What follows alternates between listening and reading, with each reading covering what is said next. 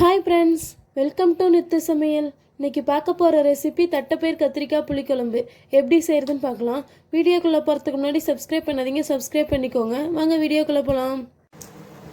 தட்டைப்பயிர் 200 gram எடுத்திருக்கேன். இந்த தட்டைப்பயிரை நம்ம வறுத்துக்கலாம்.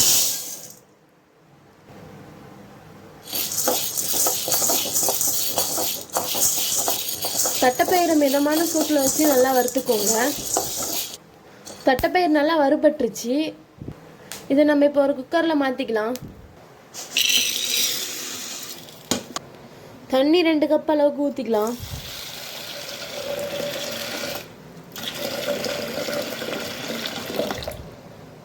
உப்பு லைட்டாக ஆட் பண்ணிக்கலாம்.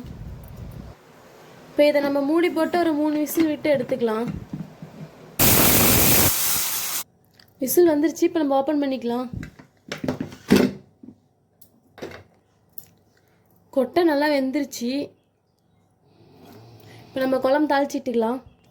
எண்ணெய் ஒரு 3 ஸ்பூன் ஆட் பண்ணிக்கலாம். கடுகு ஒரு ஸ்பூன் போட்டுக்கலாம். 1/4 ஸ்பூன் அளவுக்கு வெந்தயம் ஆட் பண்ணிக்கலாம்.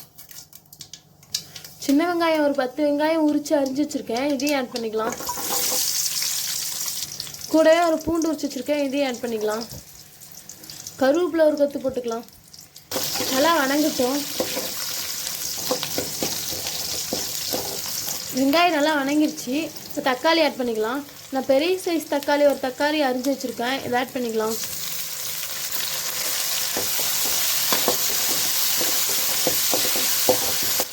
தக்காளி நல்லா வணங்கிருச்சு. இப்போ நம்ம கத்திரிக்காய் ஆட் பண்ணிக்கலாம். நான் கத்திரிக்காய் ஒரு 5 கத்திரிக்காய் அரிஞ்சு தண்ணியில் போட்டு வச்சுருக்கேன், இதை ஆட் பண்ணிக்கலாம்.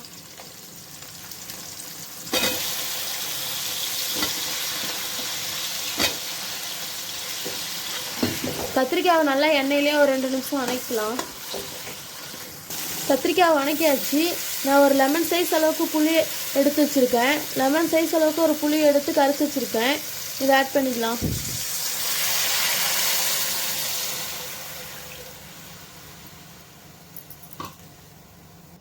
நல்லா கொதிக்கிட்டோம்.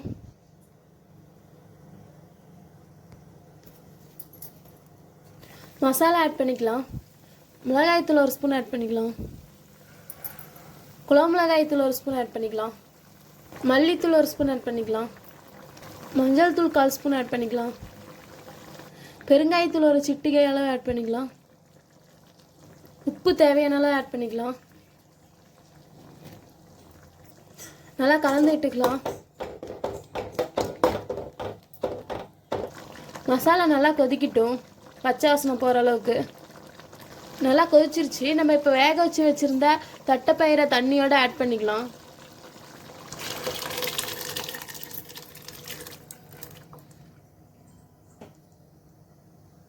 இது நல்லா கொதிக்கிட்டோம். இதை மூடி வச்சுக்கலாம் ஒரு 5 நிமிஷம் அளவுக்கு.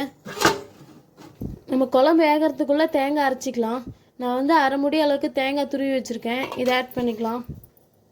இது கூடவே 4 சின்ன வெங்காயம் உரிச்சு வச்சுருக்கேன், இதையும் ஆட் பண்ணிக்கலாம். ஜீரகம் 1/2 ஸ்பூன் அளவுக்கு ஆட் பண்ணிக்கலாம். இதில் லைட்டாக கொஞ்சம் தண்ணி ஊற்றி நல்லா பேஸ்ட் மாதிரி அரைச்சிக்கலாம். அரைச்சாச்சு. இப்போ நம்ம குழம்புல ஆட் பண்ணிக்கலாம். 1/4 கப் அளவுக்கு தண்ணி ஆட் பண்ணிக்கலாம். நல்லா இன்னும் ஒரு 5 நிமிஷம் அளவுக்கு கொதிக்கிட்டோம்.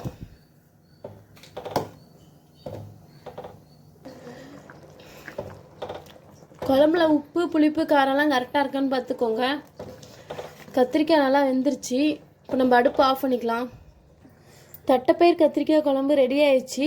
இது மாதிரி வீட்டில் செஞ்சு பாருங்கள். செஞ்சு பார்த்துட்டு எப்படி இருக்குன்னு கமெண்ட் பண்ணுங்கள், லைக் பண்ணுங்கள், ஷேர் பண்ணுங்கள். தேங்க்யூ.